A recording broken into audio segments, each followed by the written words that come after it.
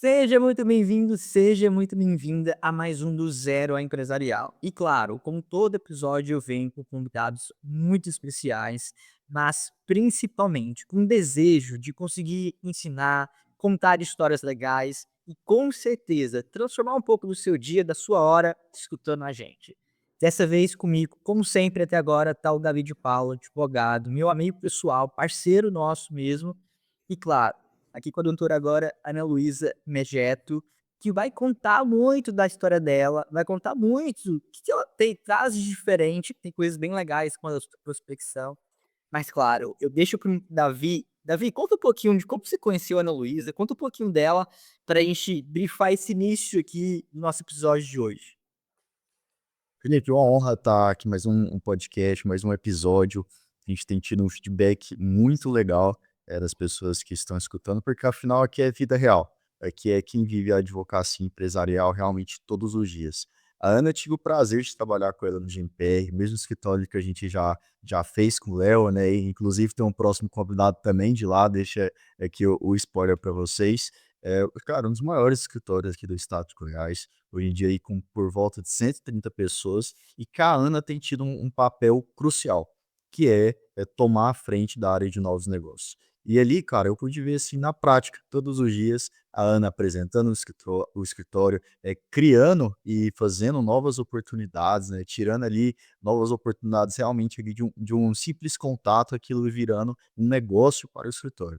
Então eu pude ver no dia a dia que o método dela, ali o que ela faz, né, todos os dias realmente funciona, e foi muito interessante. Hoje a gente vai ter o prazer de conversar com ela, entender como é que ela, né, se tornou deixou de ser advogada ali do peticionamento e se tornou uma advogada que vive exclusivamente para gerar novos negócios, que é um tema que todo advogado passa por isso, principalmente no começo de carreira. Como eu vou fazer novos negócios? Como é que eu vou prospectar? Eu preciso só do meu nome? Como é que, né, qual é o mistério da prospecção? É algo que a faculdade não nos ensina, mas graças a Deus nós temos a Ana aqui para não nos deixar sozinhos em relação a esse assunto. E Ana, muito obrigado, é um prazer ter você aqui com a gente. Felipe, Davi, eu que agradeço demais o convite. Para mim é um prazer estar aqui conversando com vocês nesse episódio. Davi, né, que tivemos a oportunidade de trabalhar aqui no GMPR. Obrigada pelo convite, pela validação aí em relação à área. Para os que não me conhecem, eu fiz a transição de carreira, vai fazer mais de 2 anos, então eu sou advogada de fato, não sou só uma vendedora, né, é importante dizer isso. Comecei minha carreira aqui no escritório como estagiária, na equipe do Dr. Lúcio Flávio, e sempre assim, paralelo aos estudos jurídicos, eu já estudava muito o universo de vendas, o universo de marketing, gestão. Eu já gostava muito de ir para além do jurídico em questão de estudo. E quando eu virei advogada, então entrei como estagiária, depois virei advogada, fui efetivada, eu comecei a participar de muitos eventos empresariais em que eu tive contato, né, e oportunidade de fazer networking e já começar a fazer clientes para o escritório desde o início. Então, eu sempre tive muito claro na minha cabeça que para eu crescer aqui eu precisaria trazer clientes. E eu acho que essa é uma realidade de qualquer advogado autônomo, seja dentro de escritório ou sócio, não tem jeito, o escritório só se sustenta e a gente só cresce mesmo tendo os próprios clientes. Isso é um fato, né, dentro da advocacia. Então, para mim, aquilo era muito claro, que eu precisava trazer cliente. E foi, assim, durante esses 3 anos de advocacia técnica, peticionando, fazendo audiência, atendendo cliente, o que mais me brilhava o olho, vamos dizer assim, era atender cliente, participar de evento, até fazer um despacho ali com o desembargador, era esse, assim, conversar, né, me comunicar, que brilhava o olho. E a partir desses estudos, desses eventos que eu participava, eu sempre trocava muita ideia com o sócio gestor da época, José Antônio, que é o sócio, vamos dizer assim, mais comercial do escritório, e ele me fez o convite para abrir uma área que não existia aqui no escritório, que é a área de novos negócios. Então, foi um convite, é a missão de desenvolver uma área que não existia, que eu não sabia como começar. E foi aí então que eu decidi ir para São Paulo, fiz uma capacitação lá na SPM, e fiz benchmarking com vários escritórios de São Paulo, essa área lá chama-se BD, Business Development, e vi o que rodava lá, que fazia sentido trazer para cá. Então fiz esse intercâmbio, né, para poder ter um primeiro passo, porque realmente eu não sabia como começar, como qualquer pessoa que começa numa área nova, e eu tive que fazer essa transição de carreira. Então eu literalmente larguei a minha advocacia. Larguei a minha advocacia técnica para focar nisso, porque eu sabia que conciliar os 2 para abrir uma área ia ser impossível e eu precisaria dedicar esforços 100% nisso. Então foi aí que eu fiz a transição, assumi esse risco, né, de fato era um risco, deixei de estudar direito, então, e esse contato ali, né, com o direito civil, de processual civil, eu deixei de ter contato e aí eu imergi mesmo no universo de vendas, tentando sempre trazer para a realidade da advocacia. Então eu construí essa área e dentro disso, né, testei muita coisa, muita abordagem, muitos scripts, follow-ups, que são as retomadas de contato, e fui percebendo que estava dando mais retorno, estava dando mais certo. Então, à medida que eu tinha mais resposta com determinadas abordagens, eu dava um check nos meus scripts, assim, esse aqui, a taxa de retorno tá legal, esse aqui não tá não, então esse aqui eu não vou mudar. E foi nessas mudanças, nesses testes, que eu cheguei num método, que é o método que eu inclusive ensino hoje outros advogados, outros escritórios por meio da consultoria, que é um método de passo a passo numa prospecção, abordagem, CRM, que você precisa ter para chegar ali no contrato. E dentro desse processo, né, a gente fala aí de mercado B2B, é um ciclo de compra longo, você entrar dentro de uma empresa não é algo fácil. O trabalho que eu desenvolvo é 100% empresarial, então aqui nós vamos conversar sobre prospecção de empresas, que é muito diferente aí de um prospectar pessoa física. Então, assim, dentro da minha trajetória eu consegui unir o jurídico com o universo de vendas e agora, de fato, levar isso para outros escritórios aqui da região principalmente, para poder todo mundo aí ter essa oportunidade de desenvolver uma área de novos negócios que de fato traz muito resultado. Ana, muito legal. Perdão te interromper. Já vou fazer uma pergunta para Ana acerca do ciclo de compra, né. Quando a gente fala justamente de empresarial, de empresas, ou até serviços que sejam destinados para a pessoa física do empresário, a gente tem um ciclo de compra, diferente, por exemplo, de outras áreas como um trabalhista para reclamante, um previdenciário, que aí que a gente não está falando de melhor ou pior, apenas de cenários de clientes diferentes. Como é que você enxerga esse ciclo de compra? O que que você teve que entender acerca de como é que é esse processo de compra pelo empresário, para que você conseguisse ele deixar de patinar ou ficar, receber menos silêncio do cliente e conseguir ser mais assertivo ali na sua abordagem? Ia fazer essa acho que o primeiro ponto que a gente precisa trazer aqui antes de entrar em ciclo de compra é entender essa diferenciação muito nítida entre você prospectar uma empresa e prospectar uma pessoa física. Então, prospectar a empresa, a gente chama isso de venda outbound, que é você de fato ir atrás do seu perfil de cliente ideal. Então, a gente define o perfil de cliente ideal, que faz parte do nosso ciclo de preparação para poder prospectar. Então, a primeira etapa do nosso ciclo é a fase de preparação, definindo esse perfil de cliente ideal, para depois passar para a etapa de prospecção ativa. Então, é ir atrás, literalmente, desse cliente.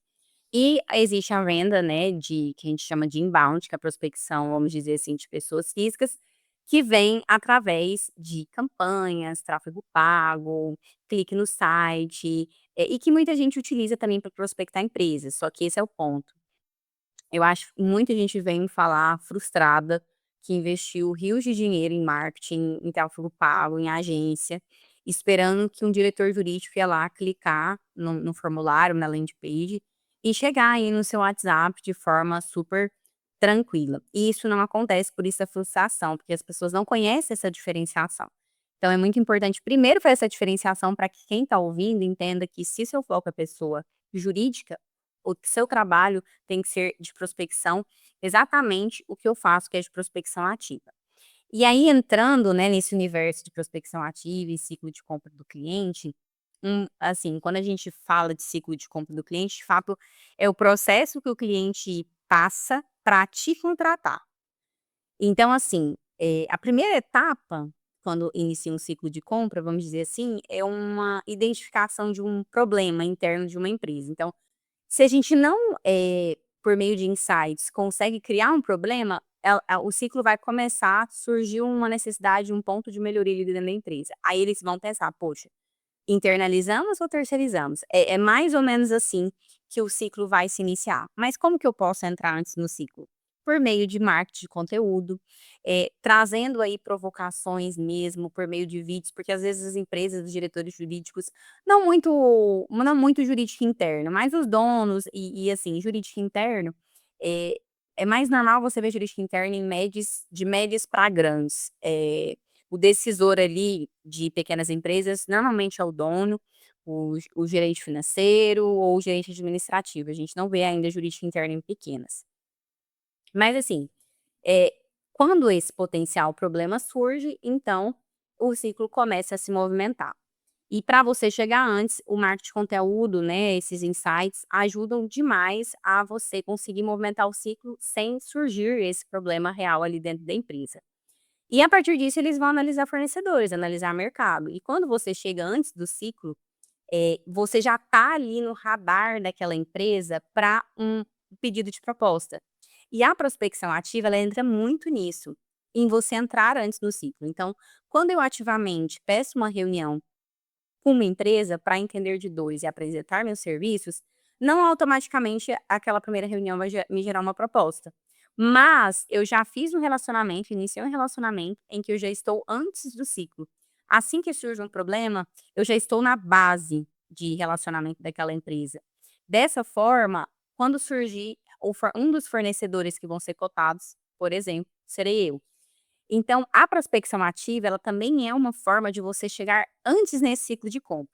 Então, ela acaba que se inicia por diversas formas: marketing, prospecção ativa, insights por meio de vídeos, e aí é assim que o ciclo se inicia. E a partir disso, o movimento do ciclo é muito em relação a analisar alternativas, né? Se a gente vai internalizar ou se a gente vai terceirizar.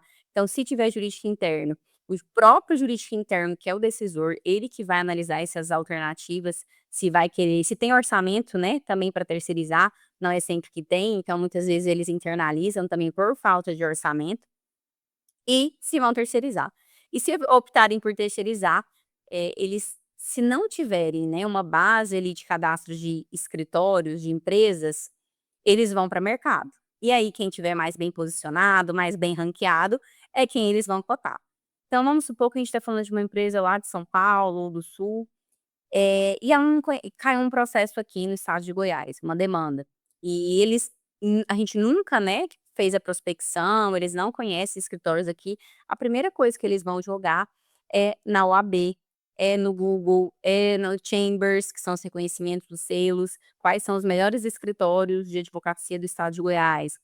E aí eu entendo que o marketing de conteúdo, posicionamento, ele entra aí. Muito para validação a nível mercado, para que você de fato esteja ali entre no ranking, né, para uma empresa que não tem um fornecedor ali para atender uma demanda. E ao mesmo tempo, falando de posicionamento, bem rápido, antes de voltar para o ciclo, é que quando a gente vai fazer a prospecção ativa de uma empresa, se você não está bem posicionado, a pessoa às vezes acha até que é um golpe, porque você aborda aquela pessoa querendo agendar uma reunião para tratar de temas jurídicos, vamos dizer assim, bem em resumo. E se você fala o nome do seu escritório, fala seu nome, e ele te joga no Google e você não tem nada, você não tem um LinkedIn, você não tem um site, você não tem uma site física, você não tem absolutamente nada, um artigo publicado, quem garante que não é um golpe? E as empresas, elas ficam receosas mesmo. Hoje em dia a gente não precisa nem falar, né, a quantidade de golpes. Então, assim, o posicionamento, ele é a base para um bom trabalho de prospecção ativa. Então, e até mesmo para esse ciclo, né, de compra rodar, vamos dizer assim, melhor. E uma outra etapa, né, então eles analisam se vão internalizar ou terceirizar e começam a entrar em contato com esses fornecedores que eles têm no banco de dados ou tem que buscar a nível mercado, passando por uma fase de proposta e negociação. E aqui entra, né, a gente sabe que as empresas hoje também estão repletas de decisores, então entender quem é o decisor daquela daquele processo de compra seu, de escritórios de advocacia. Então, se eu tô, se tem jurídico interno, o decisor é o jurídico interno. É muito raro quando tem jurídico interno não ser o jurídico interno.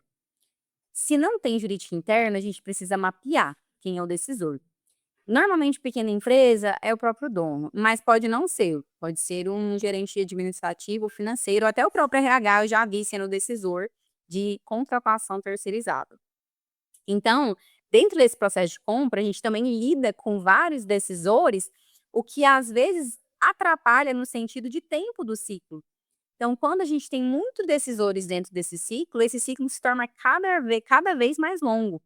Então, quando você manda uma proposta, objeções surgem, tem que falar com fulano, falar com ciclano, são várias reuniões para chegar num contrato. Eu estou com um caso assim agora, que foram assim, 4 reuniões, estamos ainda em tratativas, mas está avançando, e aí chama um, agora é a gerente, agora é o diretor. Então, assim, é um processo que é um processo longo, e é construção de relacionamento e confiança. Então, esse tipo de venda, de prospecção ativa, venda B2B, ele é total relacional e confiança. Isso é muito importante. E o que faz movimentar mais rápido esse ciclo também é esse ponto, sabe? De você demonstrar expertise, demonstrar disponibilidade, confiança, reputação. Isso faz movimentar mais rápido esse ciclo. Então, o ciclo de compra do cliente é de fato o ciclo que o cliente passa para te contratar escritor. E eu gosto sempre de me colocar no lugar da empresa, daquela pessoa que eu estou conversando. Eu me compraria se eu tivesse me mandado essa abordagem? Eu responderia essa minha própria mensagem, se eu fosse uma pessoa me abordando? Eh, eu gostaria que uma pessoa me mandasse insistentemente mensagem naquela semana, se eu não respondi a minha primeira mensagem, por exemplo? Eu sempre me coloco do outro lado, porque aí você entende exatamente o time que você tem que entrar. Você entende que não vale a pena, às vezes, forçar uma proposta naquela reunião. Você entende também ali, mandou a proposta, que não vale a pena forçar fechamento, técnica de fechamento de contrato. Por quê? Você literalmente entendeu que é time. E realmente, assim, a gente às vezes queima lead com aquela ansiedade de receber uma resposta, de fechar um contrato. E eu digo, as técnicas de fechamento, de contorno de objeção, que sempre funcionaram, entre aspas, não funcionam quando você está falando eh, com empresa, sabe? Não adianta você achar que numa reunião você vai aplicar milhões de técnicas de fechamento e que você vai conseguir sair da reunião. A pessoa vai te odiar e nunca mais fala com você. Então, assim, a gente tem que realmente se colocar no lugar dessa pessoa que vai nos contratar e tornar esse processo um processo amigável, assim, um processo de fato de ganha-ganha. Os 2 lados têm que sair ganhando. Então, o que torna um ciclo de compra longo são vários fatores, mas principalmente o número de decisores para tomar aquela decisão naquela proposta, sabe? Legal, muito bacana, assim, realmente uma aula para nós. E e aqui, Ana, eu vou traçar mais ou menos 2 linhas, né, a gente tem perguntado algumas questões que são até mais de quase de conteúdo mesmo, mas eu tenho uma certa curiosidade em relação a Ana e como ela se tornou essa vendedora. Porque veja, quando as pessoas fazem direito, ninguém começa o curso de direito assim: "Pô, eu vou ser um negociador jurídico, vou ser vendedor". Eu vou ser juiz, vou ser advogado, vou passar no concurso. Eu imagino que pra ti, queria ter essa curiosidade, como que foi quando você, assim, decidiu ser, se foi puxado pra ti, assim, se você sentiu um momento: "Putz, mas pô, eu fiz faculdade 5 anos, agora eu vou ser vendedora". E o que que você passaria para pessoas que às vezes sentem isso que você sente, esse desejo de fazer mais, de querer criar relacionamento, mas tem esse receio de: "Pô, eu vou ser vendedor, mas eu sou advogado". E como que você vivenciou isso e tem, se consolidado nesse sentido? Felipe, excelente essa pergunta. Eu digo assim que eu não sou uma mera vendedora, porque eu trabalho de ponta a ponta ali dentro desse ciclo, né, desse cliente. Então, eu realizo a prospecção, participo de todo o processo de venda, que sempre eu estou acompanhada de um sócio especializado no segmento desse potencial cliente. Então, os sócios, né, do escritório me ajudam nesse processo de venda e também faço, após a contratação, um processo de relacionamento com esse cliente que entrou para a base. E assim, eu acho que, no fundo, todo mundo é vendedor, a gente se vende o tempo todo. E a gente tem medo, né, do não, da rejeição. Eu percebo muito nas minhas consultorias que as pessoas têm medo dessa rejeição. "Ai, mas e se ele não me responder? Poxa, mas é um conhecido meu, eu vou ficar sem graça". É assim, eu vejo que o medo de parecer vendedor, assim: "Nossa, mas eu vou ficar parecendo que eu tô vendendo". Mas assim, a gente tem, né, o objetivo mesmo de vender, então, o porquê dessa vergonha, né, eu acho que é um tabu gigantesco na advocacia, assim, essa questão de venda. Nós já temos evoluído aí com o código de ética, já houveram algumas modificações, só que ainda está, na minha opinião, muito atrás, né, ainda tem várias limitações que eu acredito que, assim, a gente está dentro de um jogo de mercado como qualquer outro, né, o mercado jurídico é extremamente aquecido. Então eu percebo que esse medo, ele faz as pessoas terem vergonha ao mesmo tempo e não avançarem. E esse estigma de vendedor, mas no fim todo mundo é vendedor. E eu optei por fazer a transição. Eu optei. Não preciso optar por fazer uma transição radical como eu fiz. Não, e inclusive eu não estimulo, não é isso. É muito de perfil. E tem muito advogado que faz os 2 e é super possível fazer os 2.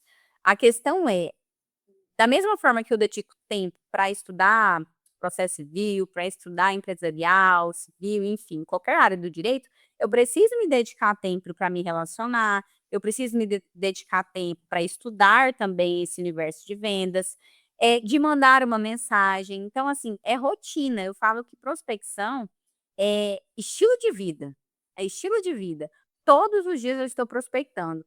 No momento que eu estou na minha academia conversando, eu estou prospectando. No momento que eu estou num casamento, eu estou prospectando, porque prospecção é relacionamento, simples assim. Então eu estou na igreja, eu estou prospectando. Eu encontrei um contato, assim, até zoando, eu encontrei um contato que eu estava conversando, que eu encontrei na igreja e foi sensacional o encontro, foi o que a gente estava ali dentro, né, do ambiente que nós 2 gostamos, então eu falo que é estilo de vida prospecção, é rotina, é constância. E é da mesma forma, então, que você tem a rotina diária de treinos, de estudo jurídico, você tem que começar a ter uma rotina de prospecção, estudo de vendas, relacionamento, posicionamento, dedicar um tempo aí para gravar, né, alguns vídeos, mostrar a sua rotina diária dentro da advocacia. Esse posicionamento ele é muito importante, porque o posicionamento está 100% alinhado a vendas. Então, o que eu daria de dica, né, para os advogados aqui que estão nos escutando, é parar de ter medo e medo do julgamento alheio. As pessoas têm muito medo do julgamento alheio.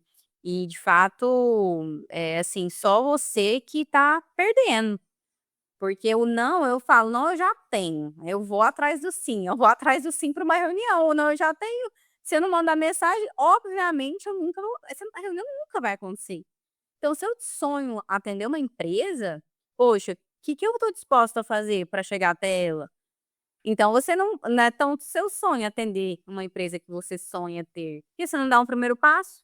Então, assim, realmente é uma mudança de mentalidade. Primeiro passo é mudança de mentalidade. A mentalidade ela está muito alinhada para você avançar. E na minha trajetória eu tive várias críticas no início, inclusive da família. Vocês imaginam como foi para minha mãe eu falar que eu ia sair da equipe do Dr. Luz Flávio, o Davi conhece bem, né, é referência nacional, estadual, de advogado, assim, excepcional, o meu carinho por ele é gigantesco, imenso. Para mim foi muito difícil tomar essa decisão de ter que sair da equipe dele, inclusive, ainda mais largar, o jurídico. Então, assim, eu tive muita resistência, assim, no início e eu tive que acreditar. A gente tem que acreditar e manter a constância. E eu demorei, como eu sou muito 220, vamos dizer assim. Eu gerei muito volume para conseguir fechar meu contrato nos primeiros 5 meses. Então eu fiquei 5 meses gerando ali volume de ligação, volume de mensagem, testando script, abordagem para chegar no meu primeiro contrato depois de 5 meses. E foi um ciclo até curto para o ciclo de uma empresa, se a gente for parar para pensar. Mas por quê? Porque eu tive que largar a advocacia para me dedicar a isso. Então, é super normal você, dentro do tempo que você tem, você gerar um volume que vai te gerar um retorno, talvez não tão rápido quanto você gostaria, mas é o que eu falo, você está aqui no zero. Você começando a desenvolver esse trabalho, você já sobe ali para o 2. Então, você começa já a ter novas demandas, mesmo que daqui 7, 8 meses, quando virar, que você não teria se você não tivesse se movimentado. Então não pode deixar esse medo, principalmente o medo do julgamento alheio, impedir de você avançar e crescer. Ó, o spoiler ficou que a Ana citou. Será que tem um áudio? Aí, vou voltar aqui pro spoiler, tá, Felipe? Ó, o spoiler é que a Ana citou aí o nome do nosso próximo convidado. Então vocês já sabem que é um convidado de peso que nós teremos aqui também para falar uma carreira assim excepcional, sem questionamentos, que vai estar com a gente. Ana, eu queria entender, você citou sobre decisores, né? E realmente a gente tem, principalmente empresas, diversos decisores e às vezes alguns que a gente nem está prestando atenção, né? Às vezes ele é a esposa do empresário, que ela não tem um papel definido dentro da empresa, mas ela é uma conselheira, digamos assim, informal, e que se você não perceber isso, você vai, perder aquela venda. Ou às vezes é uma pessoa, que não é o diretor jurídico, está abaixo, mas tem uma influência muito grande naquele diretor e naquela decisão. Mas eu gostaria de entender o seguinte, falando sobre decisores. Eh, Quando você entra em uma sala de reunião ou quando você está fazendo a pesquisa, como é que você faz para tentar identificar com quem que você tem que tirar aquele sim, com quem que você tem que olhar e falar: "Não, é essa pessoa que tem que gostar de mim". Como é que você faz essa pesquisa? Qual que é seu feeling usado também para identificar isso na reunião? É porque eu acho, assim, é uma dificuldade que nós temos, a gente chega em uma reunião e tem ali diversos personagens, e aí você fica tentando identificar ali, né, qual é a relação de poder entre esses personagens. Eu queria ouvir de você como é que é na prática, né, todos os dias fazendo isso, desde a pesquisa, tentando fazer a pesquisa prévia, até ali dentro da sala de reunião. Davi, eh, primeiro, então, se tem jurídico interno, é o jurídico interno. Superado esse ponto do jurídico interno, a forma mais fácil de você descobrir decisor é olhando no LinkedIn. Primeira coisa, buscar aquela empresa no LinkedIn. Vê se tem jurídico interno. E como que eu sei se tem jurídico interno? Entra no LinkedIn e vai lá em pessoas no LinkedIn e vê os cargos lá do LinkedIn. Então, hoje, o LinkedIn é a minha maior ferramenta de busca, de entender perfil de empresa, entender perfil de pessoa, de organização. Poxa, uma empresa tem financeiro, uma empresa tem jurídico, tem administrativo, tem RH. É uma empresa estruturada, então eu já sei onde eu estou pisando. E eu sei exatamente a abordagem que eu tenho que usar. Então, assim, as pessoas meio que negligenciam o LinkedIn como se fosse também só uma ferramenta de seleção, recrutamento. Hoje o LinkedIn é a maior plataforma de relacionamento online de empresas, profissional, de prospecção. O meu maior case de sucesso, inclusive de prospecção de empresa que eu trouxe para o escritório, o Davi sabe, mas não vou citar nomes, foi pelo LinkedIn. Foi minha são via LinkedIn com a gerente jurídica. Então eu estava já me relacionando com ela, curtindo, seguindo, mandei primeira mensagem, não me respondeu, mandei segunda mensagem, não me respondeu, dei um prazo maior, justamente do feeling, né, que ninguém merece a insistência, e depois de um prazo maior, na terceira mensagem ela me respondeu, porque naquele momento era o time certo da gente reunir. Eu não desisti e fiz toda a prospecção no LinkedIn, foi 100% LinkedIn. Então, assim, LinkedIn, você entende e descobre muito sobre a empresa. E um segundo jeito super fácil também de você descobrir é ligando para atendente na empresa, assim, dica máxima. Eh, Quando você liga, né, você começa a perguntar para atendente: "Olha, eu sou do jurídico, né, sou advogada, queria muito falar com alguém do jurídico interno da empresa. Vocês têm jurídico interno?" Ah, não, aqui quem trata desse assunto é fulano de tal. Descubra o decisor. Quem que trata desse tipo de assunto? Ah, é a gerente administrativa. Uma vez me transferiram direto mesmo, a atendente me transferiu direto, lá não tinha jurídico interno, e eu caí na mão da gerente administrativa. Eu pude fazer ali minha abordagem, solicitar a reunião conforme meu script, que me pediu para formalizar via e-mail, me passou o e-mail dela, formalizei, mandei o portfólio junto, e logo após a gente agendou a reunião. Então, LinkedIn e ligação, você descobre tudo. Então você entende, e aí isso que é bacana, você não precisa nem conhecer quem trabalha na empresa, você consegue mapear muita coisa. E você tocou num ponto muito interessante que é o influenciador. E eu vou fazer aqui para vocês a diferenciação entre influenciador e decisor. O decisor é quem vai tomar a decisão final. Beleza, ele realmente ele é uma peça importante nesse ciclo de compra. Só que o influenciador também ele é importante, a gente não pode menosprezar o influenciador. Ele muitas vezes é que vai te vender para o decisor. E quando você trabalha dentro de uma empresa, você tem vários relacionamentos. É a mesma coisa aqui. Eu chegar ali na diretoria e pedir um sistema, porque eu adorei, e o cara que fez a reunião comigo do software super vendeu, e eu vou fazer essa venda interna para a diretoria. Então, eu sou uma influenciadora nessa questão de aquisição de sistema, por exemplo. E eu, da forma que eu falo para a diretoria, isso impacta muito na decisão deles que confiam em mim e, dando certo, a gente vai andar com essa aprovação da proposta. Então, assim, o influenciador, ele é muito importante nesse processo para você chegar até o decisor ou até mesmo mandar uma proposta para o influenciador e tentar aprovar com o decisor.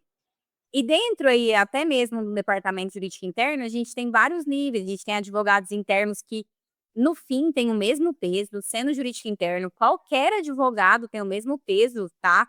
De relacionamento, decisão, não é só diretor jurídico, não é só gestor jurídico, de forma alguma, já me relacionei muito com o advogado que não é coordenador, nem gerente, nem diretor, mas é advogado interno. Então assim, eu não podemos menosprezar as pessoas de dentro da empresa, até o RH.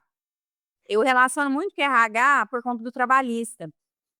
E então assim, RH, administrativo, financeiro, departamento de compras, que é quem vai te comprar de fato, que as grandes empresas têm um departamento específico de compras que o jurídico manda, e aí ele faz a seleção, né, eu recebo vários que mandam, solicitação de proposta, orçamento, solicitação de proposta. Então assim, e quem faz isso normalmente é o departamento de compras da empresa. Então, no fim, qual que é o mais importante? A gente entender a organização daquela empresa e quem que está envolvido dentro desse processo de compra do cliente. Quem está envolvido para comprar e contratar seu serviço? Isso você precisa mapear. Muito interessante. E a gente está falando bastante da parte de vendas, mas eu queria tocar numa questão que é produto. Pois, uma coisa é um vendedor que vende uma geladeira, vende um cabo, uma casa, né, um corretor. Mas, o seu trabalho e aquilo que você aplica e ensina para o pessoal, é a venda de um produto jurídico, que muitas vezes é um serviço, mas que é diferente, porque pode ser algo contencioso, que é um processo. Que envolve um percentual, que pode ter pô, talvez ganhe, talvez não. Você às vezes pode estar entrando num processo já em andamento.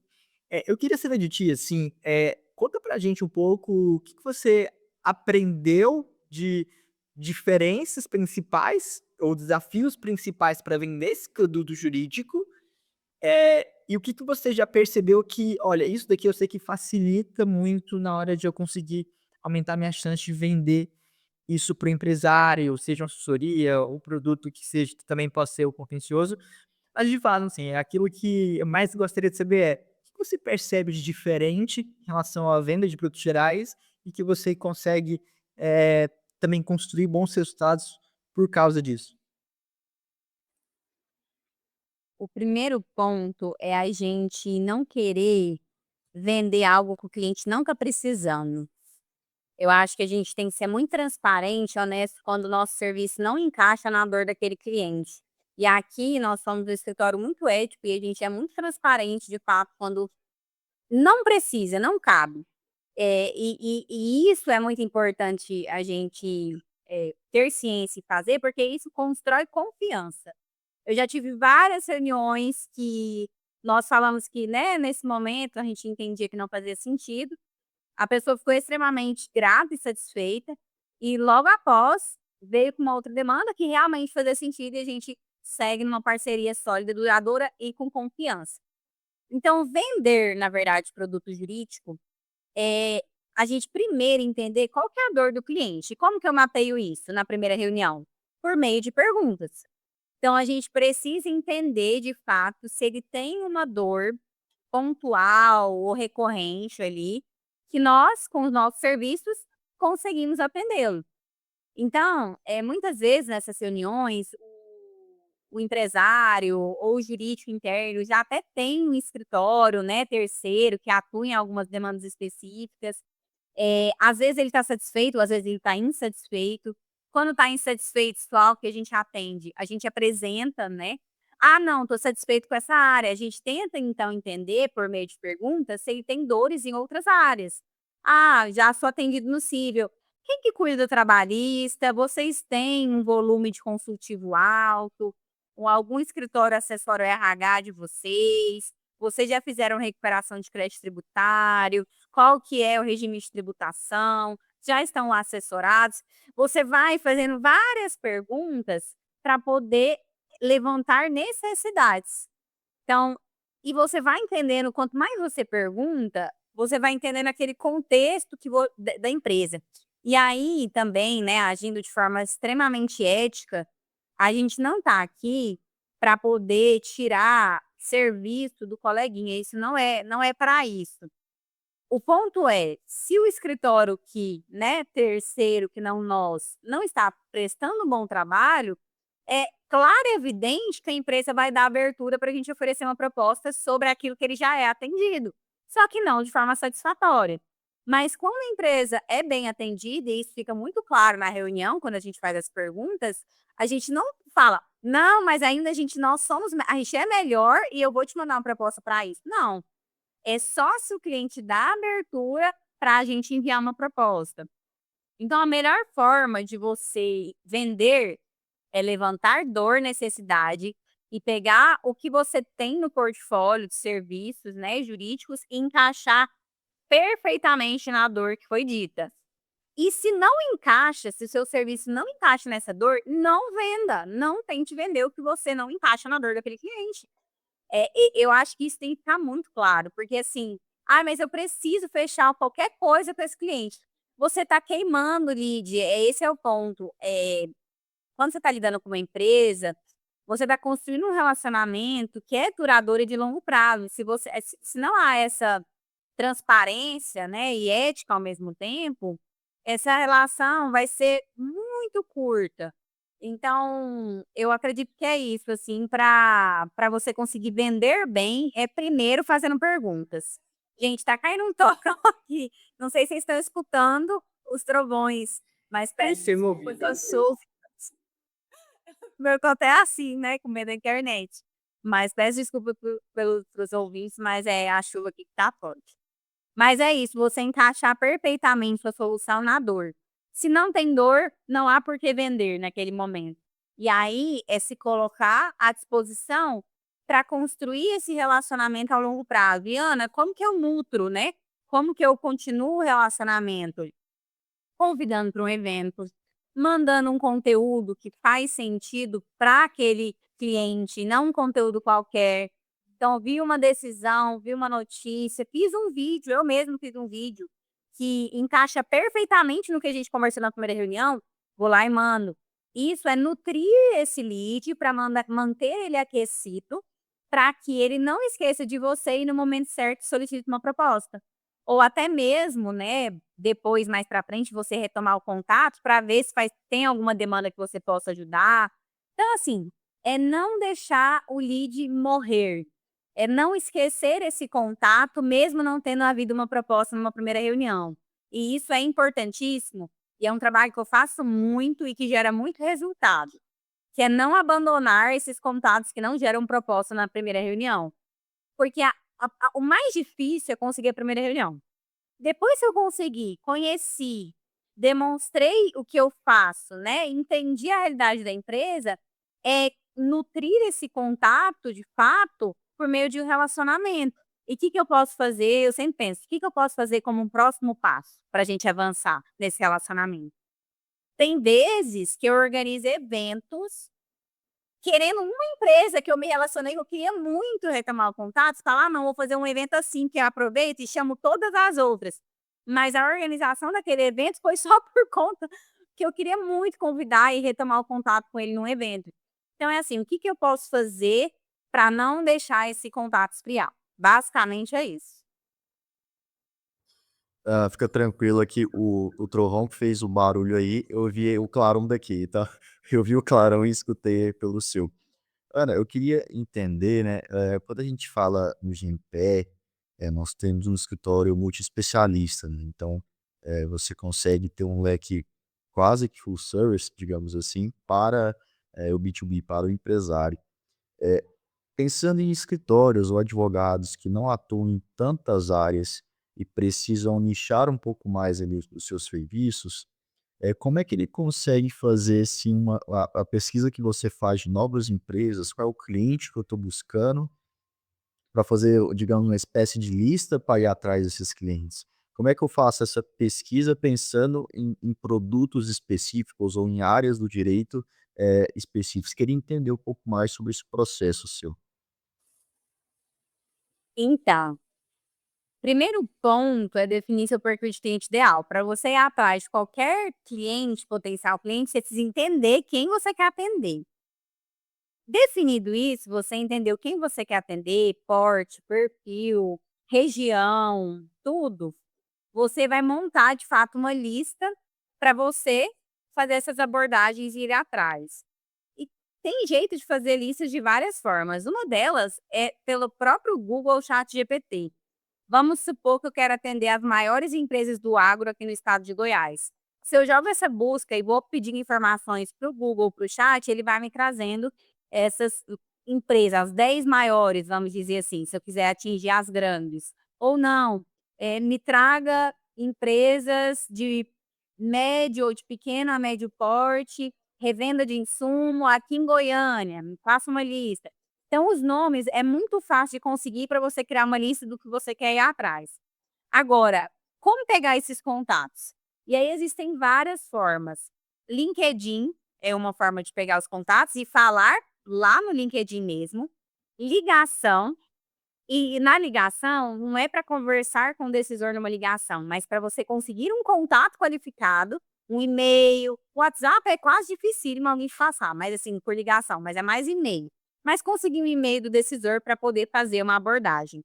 E existem vários sistemas pagos que geram listas qualificadas, por meio de filtros. Então você vai filtrando região, KNAI, segmento, faturamento, eh, tudo, assim, é loucura esses sistemas. Tem o Econodata pago. O Econodata, toda vez que você joga alguma coisa de uma empresa, a primeira coisa que aparece é o Econodata. E ele, a versão premium do Econodata, ele te gera lista e te segmenta, ele te traz todas as informações que você precisa para poder prospectar aquela empresa. Tem o Driva, que é outro sistema também sensacional de criação de listas qualificadas. Tem o Apollo, Apollo com 2 L's. O Apollo inclusive tem uma ligação direta com o LinkedIn, é uma inteligência artificial que não sei como descobre e-mails, validados de contatos no LinkedIn, então ele faz uma integração, ele testa um tanto de e-mail, acho que vai fazendo os testes pelos arrobas, né, igual @gmpr.com.br, vai fazendo teste que valida e ele te dá esse e-mail validado do contato que você quiser no LinkedIn. Então é muito louco, hoje o universo digital, né, ele tem, assim, um mar de oportunidades para contatos, para geração de lista. E assim, então dá para você criar listas de várias formas e organicamente também. Então a primeira lista que eu criei quando eu fiz a transição foi a lista dos meus contatos quentes. Poxa, quem que eu conheço que é empresário, quem meu pai conhece que é empresário, sócios, me passem contatos de empresários, amigos, me passem contatos de empresários. Eu movimentei todos os meus contatos. Então, assim, isso é uma lista quente, é uma lista que eu construí a partir de contatos mais quentes. E essas listas que você faz por meio essas inteligências artificiais, pelo Google e tudo, são listas frias. São contatos frios, que, entre aspas, não te conhecem mesmo, né? Então, assim, existem essas duas formas. E aí, a partir desses contatos, eu faço de tudo por aí atrás. Mandando e-mail, mandando WhatsApp, ligando e mandando mensagem no LinkedIn. Muito interessante, cara, ver que é o seguinte, você você foi falando, e aí eu fui colocando aqui no computador as 4 ferramentas que você disse, né, é o Driva, não, você falou 3, né, o Econodata e o Apollo. Aí quando eu pensei em uma delas, apareceu um tal de GeoFusion, que eu gostei bastante também. E aí, para quem tá acompanhando a gente, faça isso também, porque, eu acho que a Econodata já tinha ouvido falar talvez. O Apollo eu me recordo e o Driva não. Então isso já valeu muito, assim, para mim, porque as ferramentas valem ouro, e elas facilitam muito o nosso trabalho na hora de pesquisar, na hora de selecionar esses dados. E assim, quem trabalha com prospecção tem que ter algumas ferramentas importantes para ajudar. Hã, Ana, é interessante pensar que, pelo que você tá desenhando aqui nesse episódio conosco, são 3, digamos, habilidades importantes, né, conhecimentos importantes que você me parece ter muito consolidado e tá aperfeiçoando sempre para realizar esse modelo de venda por relacionamento. É claro, a própria parte de vendas. O outro é o direito, então acho que a sua formação jurídica ajuda, porque você consegue falar a linguagem jurídica quando precisa, né, com um gerente jurídico. E, por último, é você entender de negócio. Eu imagino que você também estude um pouco o negócio da pessoa que você vai se falar. Aqui são então 3 pilares. Eu queria que você contasse um pouquinho, como que você foi consolidando esses 3 pilares, assim, saber mais de vendas, de direito, que fosse necessário, e obviamente de negócios, de empresa mesmo, né, de mundo corporativo. E o que que você indica, aí também você pode até contar um pouco da sua mentoria e como funciona, mas o que você indica para quem precisa desenvolver isso, sabe? Para quem às vezes tem mais à vontade, tem um bacharel direito mais ou menos feito, assim, fez, mas não funcionou tão bem, aquela coisa, tem talvez uma OAB, mas quer ir para esse caminho, sabe, assim. Como que essa pessoa poderia adquirir esses conhecimentos? Como que você fez e conta um pouco da sua mentoria também. Felipe, já começando então pela minha consultoria, para quem tem interesse de atuar na prospecção de empresas, eu reuni tudo que eu aprendi, vamos dizer assim, quebrando a cara e estudando muito. Então, foram anos de estudo, anos de experiência para entender o jogo. Então, esse tempo eu consigo reduzir para vocês, para qualquer escritório que me contrata da consultoria, porque eu levei muito tempo para testar. Então, eu enxugo tudo isso e entrego na minha consultoria todo o direcionamento que o escritório ou o advogado precisa para começar a prospectar. Então, trazendo ele para o universo que ele precisa entender de vendas, porque para você começar, você não precisa também entender tudo, não, de vendas. Você precisa do básico e você precisa entender processo, você precisa entender funil, etapa a etapa. Precisa entender de ciclo de compra, para você saber o time certo. Esse feeling, que é um feeling da experiência, é o maior valor que eu entrego na minha consultoria. Porque eu sou prova viva de que, de fato, as coisas acontecem e numa proporção gigantesca quando você se dedica para isso. Então, hoje eu tenho prestado essa consultoria para quem tiver interesse. Eu faço consultoria tanto para advogado autônomo, advogado de dentro de escritório, sócio de escritório, gente que quer fazer a transição também, são poucos que querem fazer a transição. E para quem não quer também, não tem problema, dá para conciliar, reunindo tudo isso e entregando uma consultoria. Normalmente são 4 encontros de 2 horas e meia, em que eu entrego todo esse conteúdo e direcionamento. Para além disso, uma dica que eu também dou, além dos livros que a gente tem que estar sempre estudando, lendo, são os podcasts.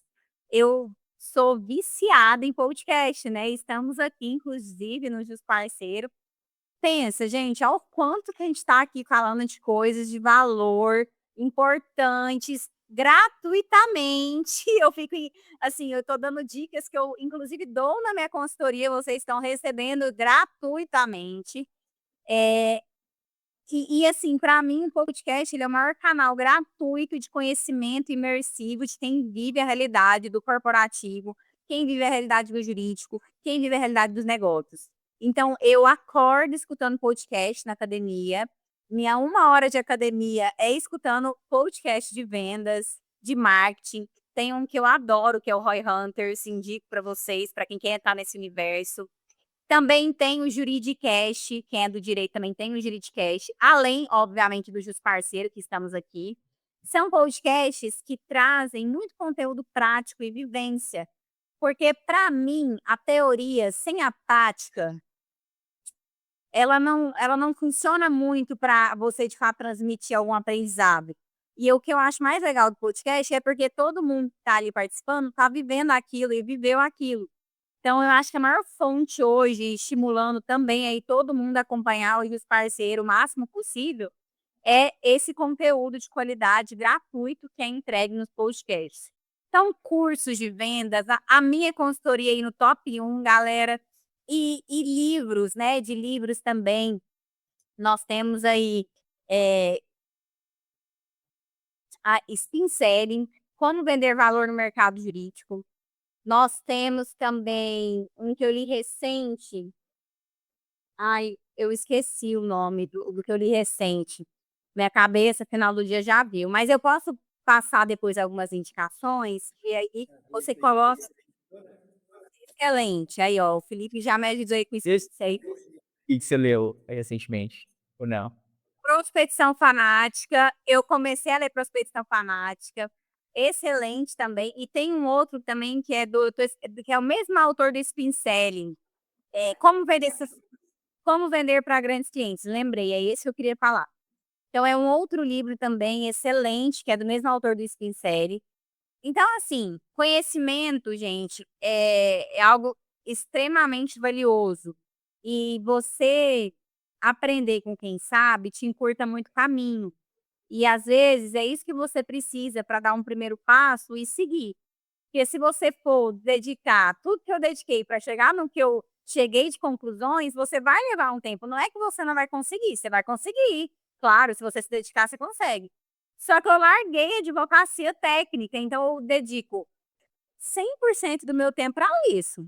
Então, assim, foi um período de muito teste para chegar no método que eu cheguei. Então, por isso que eu digo, a minha consultoria é uma consultoria que dá um retorno sobre o investimento altíssimo. Então, é uma consultoria prática que pode fazer sentido aí para muitos ouvintes. Ana, você já comentou, né, sobre o LinkedIn, o que você considera que o LinkedIn é uma plataforma ali de relacionamento, né, de encontrar, empresários. Eu queria que a gente abordasse um pouquinho mais, né. O Fernando da FGX, ele comentou, né, que eles estavam um evento com, assim, centenas de diretores jurídicos e ele perguntou: "Quantos aqui usam o LinkedIn com frequência?", né, e basicamente todos levantaram a mão.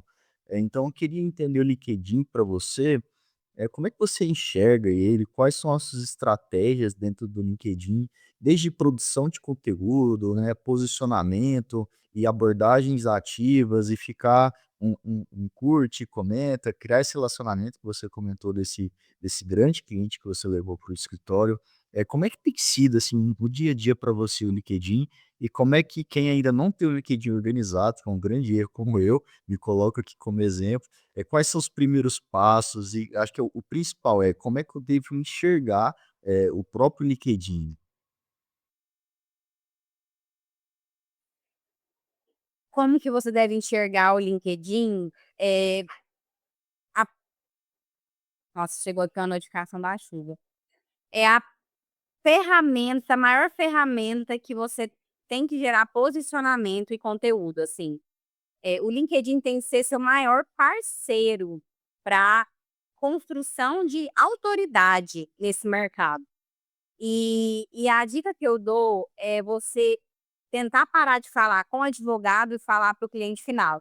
Advogado tem muito essa mania do juridiquês, de produzir conteúdos para advogados, uma comunicação não clara. que não traz dor, solução, não traz nem entendimento. Então, assim, a gente vê muito conteúdo sendo publicado, mas conteúdo que nunca vai converter, no mínimo vai te dar uma autoridade no meio jurídico. Beleza, isso eu concordo. Mas é o jurídico que você quer atender? São outros advogados? Então a gente é uma mudança também de mentalidade do que produzir, do qual conteúdo produzir e como produzir. E o LinkedIn, ele tem uma vantagem que é igual ao Twitter, assim, ele tem lá a aba de você digitar o que você está pensando, vamos dizer assim. E não precisa ser artigo científico nem nada, você pode trazer um case de sucesso ali, do que aconteceu recentemente com um cliente seu, sem citar nome, uma decisão, né, que saiu, obviamente sem citar nome, sem colocar lá as informações, mas assim, um case de sucesso que aconteceram no seu escritório, com você, notícias que você viu, que você acha importante compartilhar ali para a sua rede de contatos do LinkedIn. Por quê? Quando você começa a construir conteúdo e produzir conteúdo do LinkedIn, quando você começa a prospectar, as pessoas vão entrando no seu LinkedIn. Vão clicando e vão entrando. Então eles querem ver se você realmente atua para o agro. Eles querem entender se você realmente atua para a construção civil. Querem saber o que tipo de conteúdo você produz. Então, assim, o LinkedIn, ele tem que ser usado de forma estratégica para posicionamento. E ele ajuda muito, muito, muito na hora de prospectar. Evidentemente, quando eu prospectei essa diretora jurídica via LinkedIn na mensagem, ela clicou no meu nome, ela foi para o meu perfil, ela clicou na página do escritório, foi para o perfil do escritório. E lá, rolando as publicações, ela entendeu que de fato nós somos o escritório que atua para o setor dela. Então, e outra, comunicação de setor, de mercado e não de direito. Então, assim, a gente também tem essa mania de falar assim: "Ah, eu sou especialista em direito do trabalho, eu tenho MBA, eu tenho pós-graduação". Isso não conta para nada se ela não vir que você tem a prática e se você não fala para o mercado dela. Então ela não está nem aí para sua especialização, ela está aí para você entende de agronegócio? Você entende de safra? Você entende desse universo? Então, assim, quanto mais você no LinkedIn demonstrar que você entende o setor que você quer atender, maiores as chances da prospecção ativa, inclusive, ser mais efetiva. Então, basicamente, o LinkedIn tem que ser seu melhor amigo hoje no posicionamento. Se entre LinkedIn e Instagram, não quero mexer nos dois, não quero. LinkedIn para quem quer empresa, esquece Instagram. E assim, eu acho, né, minha opinião, tem que ter os dois, tá? Eu faço os dois. Tudo que eu posto no LinkedIn, eu posto no Instagram. Eu acho que essa junção ela é fenomenal, porque a gente está no estado que o Instagram é muito ativo. Agora você vai para São Paulo, a galera não usa muito Instagram aí. E quando na época eu fui para São Paulo, morar um tempo lá, eu vi assim, lá é todo mundo LinkedIn, Instagram é fechado, sem seguidores, é só a família. Chegava a ser engraçado, porque eu gostava muito de postar já no Instagram. É cultural. Mas assim, o LinkedIn ele é indispensável hoje para quem quer focar em empresa. Simples assim, não tem como ficar fora. E, Ana, muito bacana escutar tudo isso, mas o produto jurídico, né, e voltando para essa questão, né, da venda desse produto, ele também tem uma questão de precificação, né, que eu estou muito curioso para escutar um pouco dos seus conselhos que você tem enquanto precificação, porque, por exemplo, você como vendedora, os produtos do escritório, eles já têm escopo precificado ou você muitas vezes também, você decide isso através de uma determinada soma? Então como que é a precificação? Até porque na precificação podem haver percentuais de honorários, né, e não somente o valor fixo. Então eu tô muito curioso para saber, que você tem de conselho que você aprendeu ao longo desse tempo em relação à precificação, talvez erros que você cometeu, você poderia contar para nós? E aí a questão do famoso desconto, né, então nessa de precificação, nessa de proposta e etcétera, como que você trabalha o momento de descontos, né, assim, você dá desconto, Ana? Em relação à precificação, como não sou eu que vou executar esse trabalho, ele é um trabalho ali de 2 mãos mesmo. Normalmente a gente faz a reunião, e aí precisa elaborar a proposta, eu converso com o sócio que vai executar aquele trabalho, porque só ele para saber o valor, né, do trabalho dele e também o quantas horas ele vai precisar para aquele contrato, e a gente dialoga muito sobre isso. E aí, Felipe, aqui no escritório varia muito, porque a gente trabalha tanto com demandas pontuais específicas, quanto com assessorias jurídicas. E aí cada caso, o Davi, né, prova disso, cada caso é um caso, então demanda específica é muito assim, depende da complexidade, do valor da causa envolvido, quem vai precisar executar aquele trabalho, quantas horas serão, entregues pelo escritório, e eu falo escritório, o time mesmo, aqui nós temos os sócios responsáveis, mas o time também executa. Então, é preciso na hora de precificar, levar em consideração tudo isso. A gente tem que saber precificar bem, valorizar nosso trabalho e não competir por preço. Eu acho que a gente tem esse desespero, às vezes, de querer fechar alguma coisa e colocar muito baixo do que de fato vale o trabalho, vale o tempo dedicado, por medo de perder aquele super cliente que você quer fechar. E não é assim. Eu acho que na proposta tem que ficar muito claro todo o escopo de serviço que vai ser prestado, a quantidade de horas que estão previstas, né, para aquele contrato e a proposta, né, de valor propriamente dito, encaixando em tudo isso. E a assessoria, quando a gente fala de assessoria às mensais, é muito importante entender a quantidade de pessoas envolvidas numa assessoria. É uma assessoria que vai demandar, assim, única e exclusivamente um advogado, mas vai demandar ele o dia inteiro, então eu preciso de um advogado para executar toda aquela assessoria.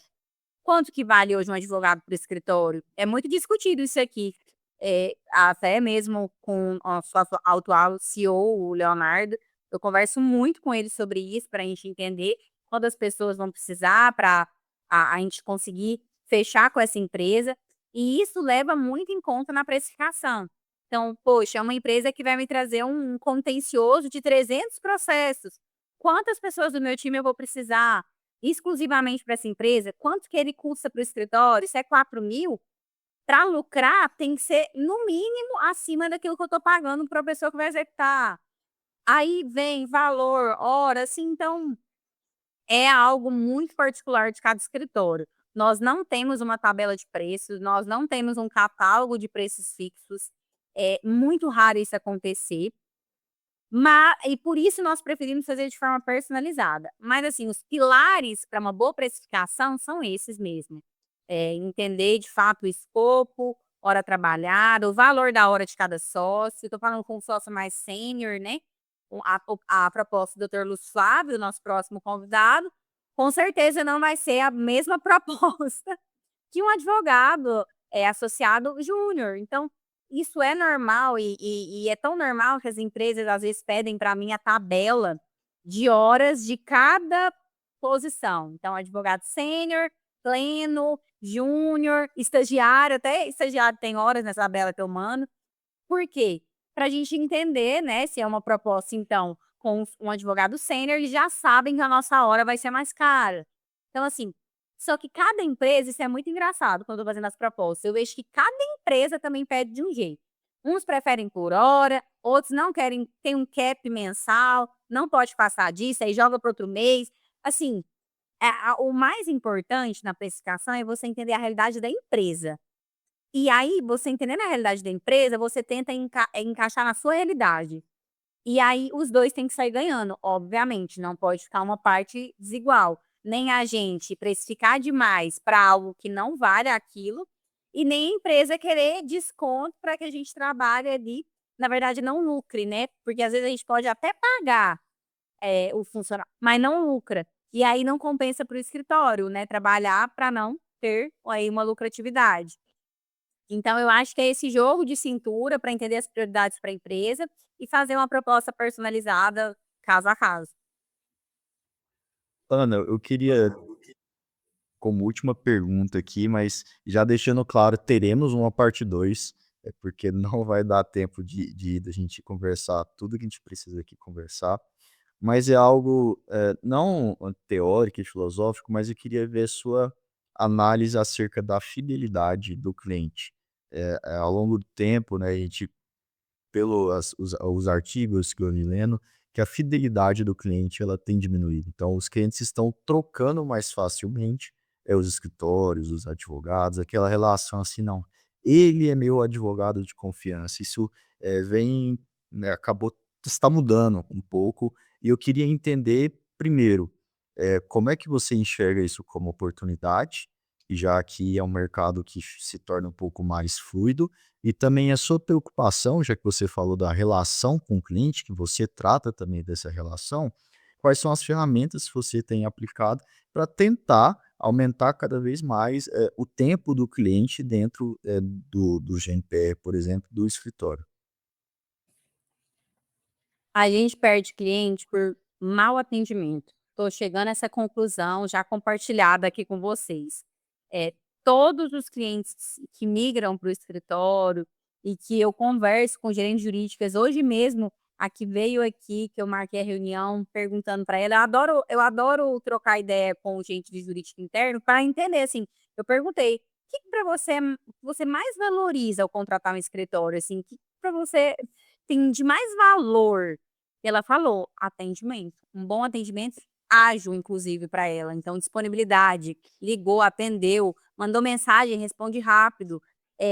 Então assim, isso é tão legal porque a gente não pensa em perguntar, né, o que que é prioridade para você dentro desse contrato? Que às vezes não é o preço, ela só quer um advogado extremamente ágil.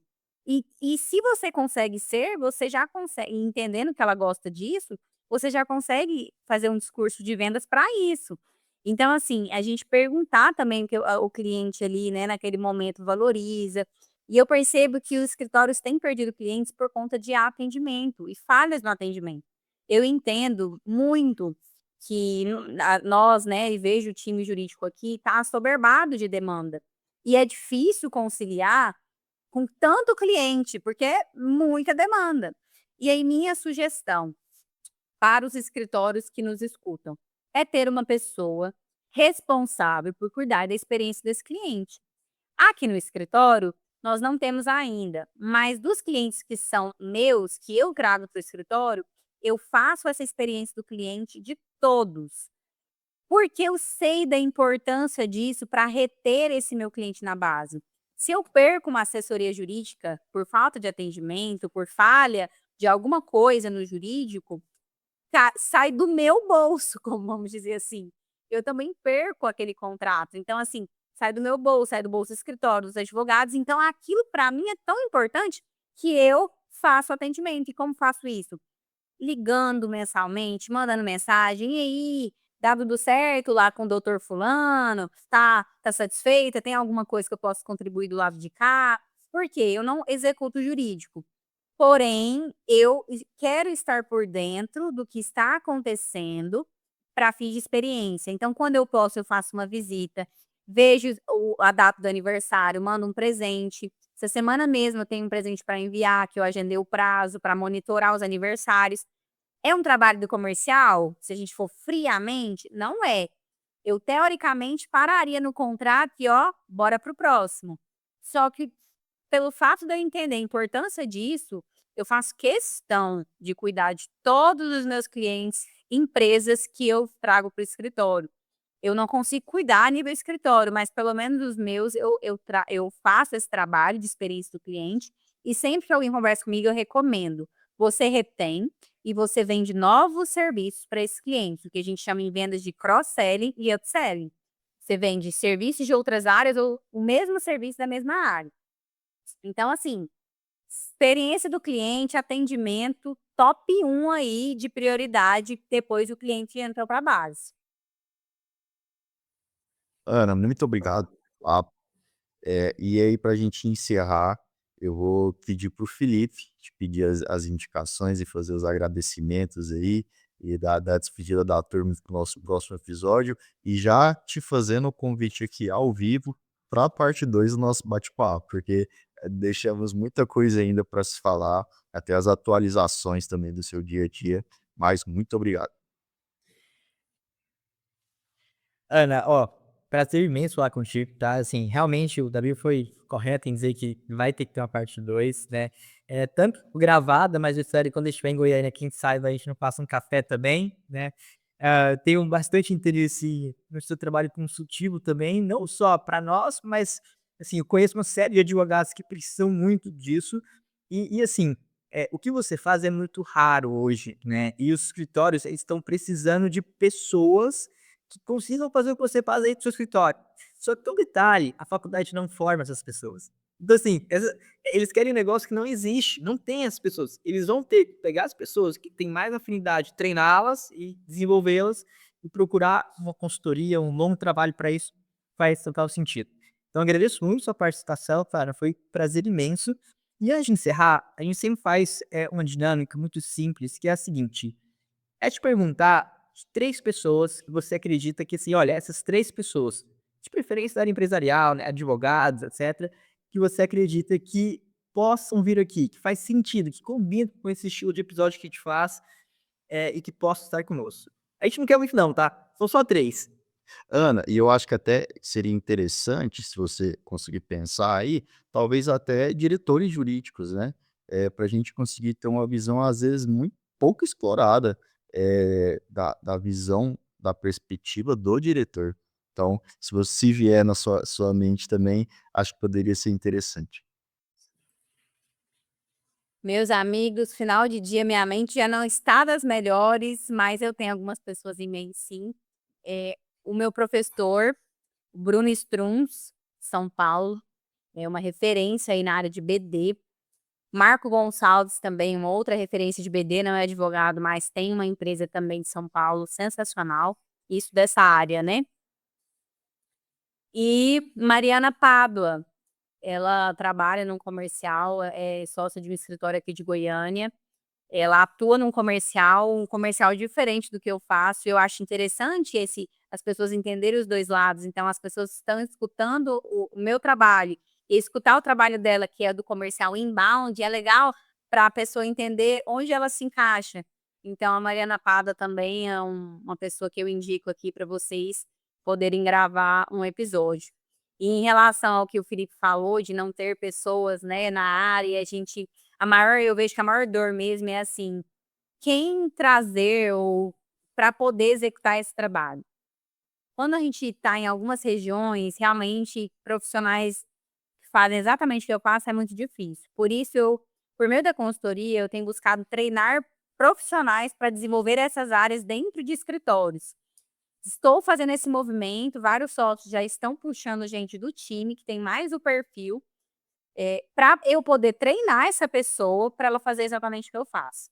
Então, uma dica para os escritórios que querem desenvolver essa área e fazerem de forma sustentável, ética e estratégica, é, de fato, escalar alguém para ficar exclusivo nessa área, como eu tive que fazer a transição, e de preferência do direito, que eu acho importante estar dentro desse universo inserido, e não precisa ser uma pessoa, que lide diretamente com empresas. Ela tendo perfil comercial, é facilmente treinável ela aplicar o método, porque o método eu construí já vá pronto, é basicamente ensinar o passo a passo, mas a pessoa tem que ter perfil. E aí perfil comercial não é todo mundo que tem. O perfil comercial é um perfil de uma pessoa dinâmica, uma pessoa ambiciosa, uma pessoa que não tem preguiça de um evento à noite, de se relacionar, de conversar com pessoas. Então, assim, você tendo um perfil super treinável, ela aplicar o método. O maior ponto é esse, precisa ser aplicado. Se não colocar em prática o que eu ensino, não vai gerar resultado. Vai ser só mais um curso, só mais uma consultoria que você pagou e não gerou resultado. Então, o conhecimento que a gente aprende tem que ser colocado em prática. Eu levo isso na minha vida muito a sério, que é fazer o que precisa ser feito. Então, a partir do momento que eu recebi uma missão, fiz um curso, eu vou colocar em prática, porque eu quero testar isso no mundo real. E eu acho que falta isso nas pessoas, assim, essa vontade de fazer as coisas acontecerem, de fato, de se entregar e manter a constância naquilo. As pessoas desistem muito fácil diante dos obstáculos. E a gente precisa superar essa barreira para realmente ver o seu crescimento profissional, ver as coisas acontecerem. E adorei falar com vocês. Vamos fazer sim uma segunda rodada. Agradeço demais o convite, Davi, Felipe. Para mim foi um prazer. e estou aí à disposição para a gente marcar um segundo bate-papo. Para quem não me segue, minhas redes é o meu próprio nome, Ana Luísa Megueto, Instagram, LinkedIn, e eu sempre posto muita dica também nas minhas redes, então sigam e aproveitem o conteúdo. Excelente, pessoal. Ó, o nosso abraço, tá? Espero ver vocês nos próximos episódios. E claro, que a gente continue aí contribuindo bastante com isso, com esse ecossistema do direito empresarial no Brasil, tá bom? Um beijo pra vocês, um abraço e até a próxima.